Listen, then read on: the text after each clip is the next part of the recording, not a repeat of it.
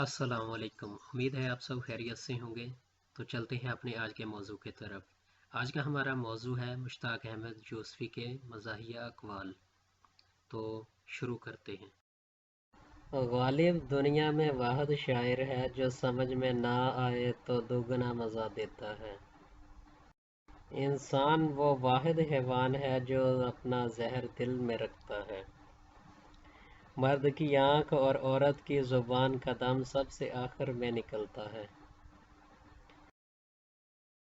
मुसलमान हमेशा एक अमली कौम रहे हैं। वो किसी ऐसे जानवर को मोहब्बत से नहीं पालते जिसे ज़िबा करके खा ना सकें। प्राइवेट अस्पताल और क्लिनिक में मरने का सबसे बड़ा फ़ायदा ये है कि मरहूम की जायदाद, जमा जत्था और बैंक बैलेंस के बंटवारे पर पसमानदगान में खून खराबा नहीं होता, क्योंकि सब डॉक्टरों के हिस्से में आ जाते हैं। गाली, गिनती, सरगोशी और गंदा लतीफ़ा तो सिर्फ़ अपनी मादरी ज़ुबान में ही मज़ा देता है।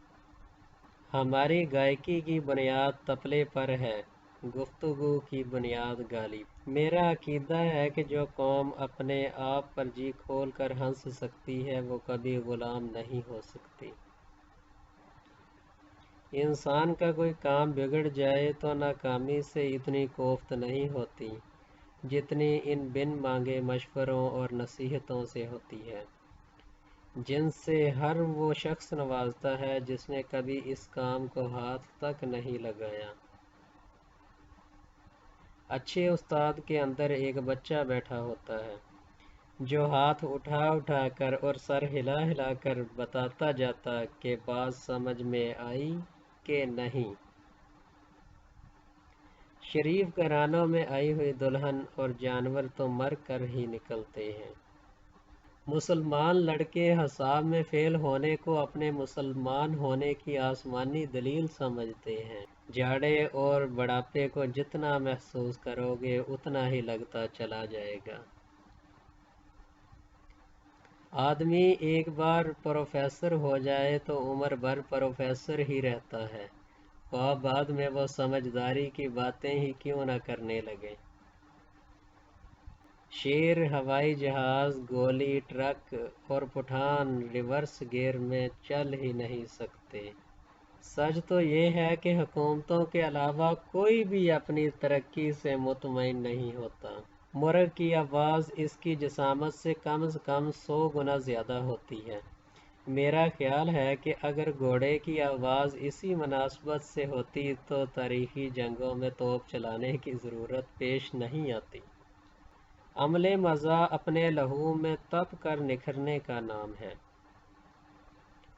मर्ज़ का नाम मालूम हो जाए तो तकलीफ़ तो दूर नहीं होती, उलझन दूर हो जाती है। हिस्से मज़ा ही दरअसल इंसान की छठी हिस्स है। ये हो तो इंसान हर मुकाम से बआसानी गुज़र सकता है। बात यह है कि घरेलू बजट के जिन वसाइल पर मैं सिगरेट पी पी कर गौर किया करता था वो दरअसल पैदा ही कसरत सिगरेट नोशी से हुए थे।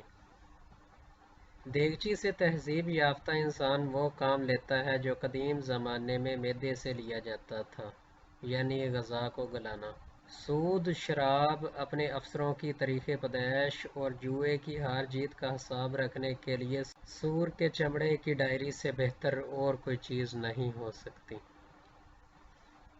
हर दुख, हर अज़ाब के बाद ज़िंदगी आदमी पर अपना एक राज खोल देती है। मुश्ताक अहमद यूसुफ़ी बहुत बुलंद पाया के मज़ाह निगार थे और वो लोगों के चेहरों पर मुस्कुराहट बखेर देते थे।